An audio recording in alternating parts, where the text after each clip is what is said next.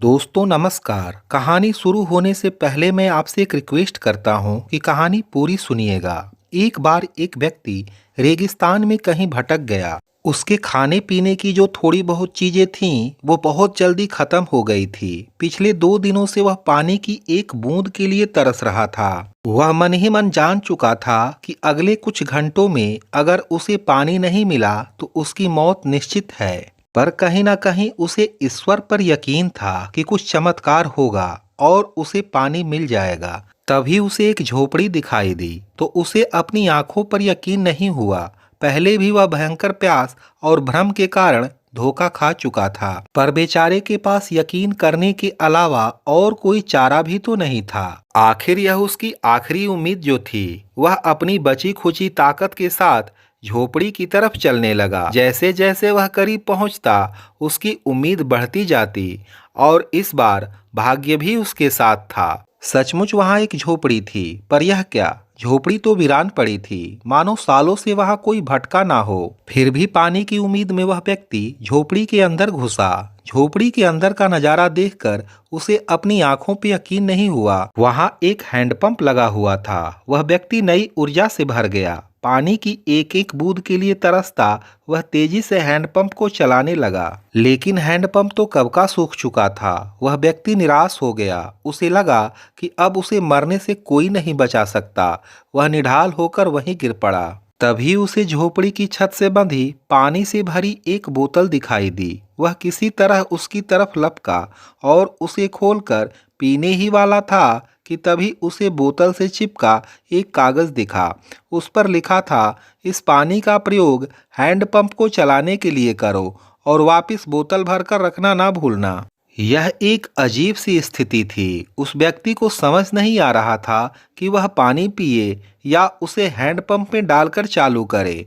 उसके मन में तमाम तरह के सवाल उठने लगे कि अगर यहाँ लिखी हुई बात झूठी हुई या फिर पानी डालने पर भी हैंडपंप नहीं चले, क्या पता जमीन के नीचे पानी ही सूख चुका हो। इस तरह की बातें उसके दिमाग में चल रही थी।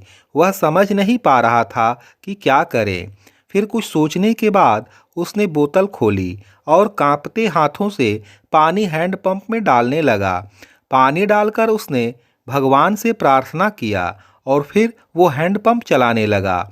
1 2 3 और हैंडपंप से ठंडा ठंडा पानी निकलने लगा। वह पानी किसी अमृत से कम नहीं था। उस व्यक्ति ने जी भर के पानी पिया। उसकी जान में जान आ गई। दिमाग काम करने लगा। उसने बोतल में फिर से पानी भर दिया और उसे छत से बांध दिया। जब वो ऐसा कर रहा था, तभी उसे अपने सामने एक और शीशे की बोतल दिखी। खोला तो उसमें एक पेंसिल और एक नक्शा पड़ा हुआ था, जिसमें रेगिस्तान से निकलने का रास्ता था। उस व्यक्ति ने रास्ता याद कर लिया और नक्शे वाली बोतल को वापस वहीं रख दिया। इसके बाद उसने अपनी बोतलों में जो पहले से ही उनके पास थी, पानी भरकर वहां से जाने लगा। कुछ आगे बढ़कर उसने एक बार पीछे मुड़कर देखा। फिर कुछ सोचकर वापस उस झोपड़ी में गया और पानी से भरी बोतल पर चिपके कागज को उतारकर उस पर कुछ लिखने लगा। उसने लिखा, मेरा यकीन कीजिए, यह हैंडपंप काम करता है। यह कहानी संपूर्ण जीवन के बारे में है। यह हमें सिखाती है कि बुरी से बुरी स्थिति में भी अपनी उम्मीद नहीं छोड़नी चाहिए। और इस कहानी से हमें यह शिक्षा मिलती है कि कुछ बड़ा पाने के लिए पहले हमें अपनी ओर से भी कुछ देना होता है। जैसे उस व्यक्ति को नल चलाने के लिए मौजूदा पूरा पानी उसमें डालना पड़ा। कुछ ऐसी चीज़ें हैं जिनकी हमारी जीवन में बहुत कीमत होती है, लेकिन पहले हमें अपनी तरफ से उसे कर्म रूपी हैंडपंप में डालना पड़ता है। फिर बदले में हम अपने योगदान से अधिक मात्रा में लाभ को जीवन में वापस पाते हैं। आपको यह कहानी क्या शिक्षा दे रही है, हमें कमेंट में जरूर बताइए। आपका दिन शुभ हो और मंगलमय हो।